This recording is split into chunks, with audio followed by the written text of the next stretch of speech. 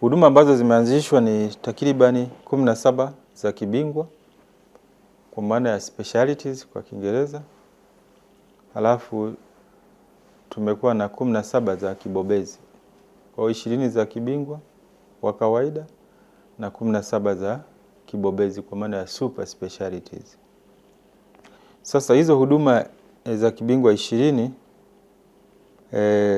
ni zile ambazo kama huwa tunaweza za kiujumla, ni kama upasuaji, magonjwa ya kina mama, watoto, magonjwa ya ndani, huduma za mifupa za kawaida.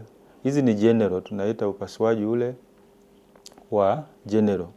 Hizi za kibobezi ambazo ziko 17 ambazo nadhani ningependa niziseme zaidi hizo. Ni kuzitaja baadhi kama 6. Ni pamoja na upandikizaji wa viungo kama upandikizaji figo, ambapo sasa hivi tumeshapandikiza wagonjwa 56. Upandikizaji uloto kwa watoto wenye sickle cell, ambapo tumeshapandikiza wagonjwa 31 mpaka ninapoongea. Lakini pia kuna upasuaji wa moyo kwa njia mbalimbali za kufungua kifua.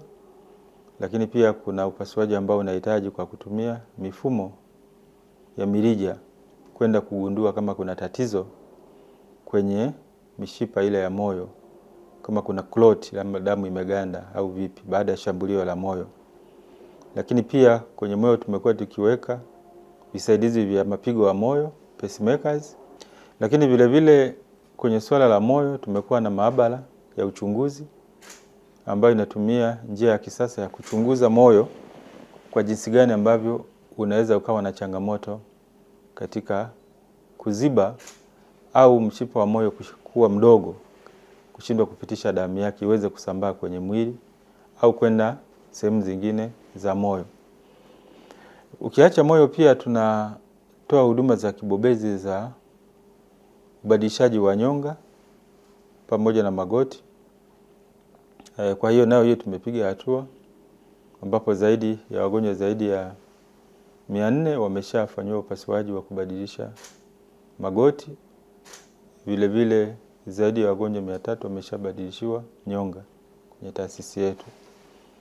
Vile vile tumekuwa tukitoa huduma za kisasa kabisa kwa ajili ya tiba za matatizo ya mkojo, mfumo wa mkojo, kwa maana ya wale ambao wanakuwa na matatizo ya mawe kwenye mfumo wa mkojo, kwenye ile mirija inayotoka kwenye figo. Kuna mirija yake ambayo inaitwa ureter, au ndani ya figo yenyewe kukawa na mawe madogo madogo ambayo yanasababisha figo ishindwe kufanya kazi au mtu ashindwe kukojoa.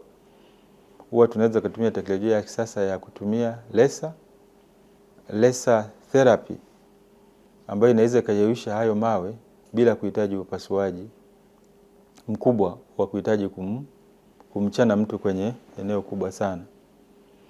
Lakini vile vile tumekuwa tukitoa huduma zingine kwa ajili ya wagonjwa wetu kama huduma za ubongo. Tumeshafanya upasuaji wa ubongo kwa wananchi kadhaa hapa kwa kutumia wataalamu wetu.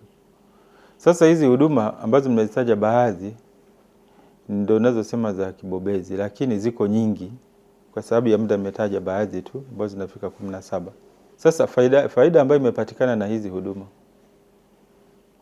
ambazo ni za kibingwa, ambazo zimeanzishwa na za kibobezi kwa wananchi, maana yake ni nini kuwa na haya mahuduma yote 20 mengine 17? Moja, kwanza tumeboresha huduma za kibobezi kwa maana ya kwamba mwananchi anaweza kuziaccess kwa ukaribu. Yaani anaweza kutembea distance ndogo kuzipata hizi hapa nchini badala kwenda nje ya nchi. Kwa hiyo imeongeza accessibility, ambayo ni sehemu ya component ya huduma kuwa bora, ni kipimo cha ubora wa huduma wa nchi. Unapokuwa na huduma ambazo wananchi wanaweza kusifikia kwa urahisi. Lakini vile vile imepunguza rufaa kwenda nje hizi huduma kwa zaidi ya 96%. Hatuna rufaa nyingi sana sasa hivi za kwenda nje, na sisi tumechangia kwa kiasi kikubwa na wenzetu wa Muhimbili National Hospital kuhakikisha kwamba tunapunguza rufaa ambazo zinakuja kupitia upande wetu wa huku kanda ya kati. Kwa hiyo Hao ni baadhi, lakini la mwisho kabisa ambalo pengine ni secondary faida ya benefit ya hili swala la uwekezaji wa hizi huduma za kibingwa na kibobezi ni ile imeipandisha hadhi hospitali kwa level ya kitaifa na kimataifa, na hivyo kuvutia tiba utalii au utalii wa matibabu, medical tourism. Kwa hiyo hizi huduma uwepo wake ndio kunawafanya watu sasa watoke nchi zingine kama majirani, nimesikia Burundi, Malawi, Komoro, wanakuja kutibiwa hapa kwa sababu ya uwepo wa hizi huduma ambayo inatokana na manufaa ya uwekezaji ambao umefanywa na serikali. Kwa mwaka 2015 kwanza tulikuwa na staff wachache sana, walikuwa kama 22 tu jumla ya staff, na wakati ule mabingwa walikuwa wazidi 5. Na sasa hivi tuna watumishi takriban 1180, na kati yao 1180 115 ni madaktari bingwa au 115, na kati yao 115 karibia 35 ni madaktari bingwa bobezi. Naomba ni focus kwa hawa 115 kwa sababu hawa kwa kweli sisi tunaamini ndio vichwa vya taasisi yetu, kwa sababu hawa ndio wana drive muhimili wa matibabu. Kwa hiyo hawa ndio ambao sasa wengi wamesomea haya maeneo niliyoyasema ya kibingwa na kibingwa bobezi. Badala ya kuhudumiwa wananchi 2 au 10 kwa siku hapa Benjamin Mkapa, sasa hivi tumefikia kuhudumia wananchi kutoka takribani, wakati wetu tunahudumia wagonjwa kwenye 100 2015 kwa siku, leo tunahudumia wagonjwa wastani wa 1200 kwa siku. Hii inachangiwa na uwepo wa hawa mabingwa. Kwa kweli sio siri, wagonjwa wengi wanafuata madaktari na ubora wa huduma. Ukiwa na madaktari wazuri, wana huduma nzuri na wamebobea, wanaijua kazi yao, ndio wananchi wengi wanapata imani ya kuja kuhudumiwa. Kwa sisi Benjamin Mkapa hiyo inatupa faida kutokana na hawa mabingwa.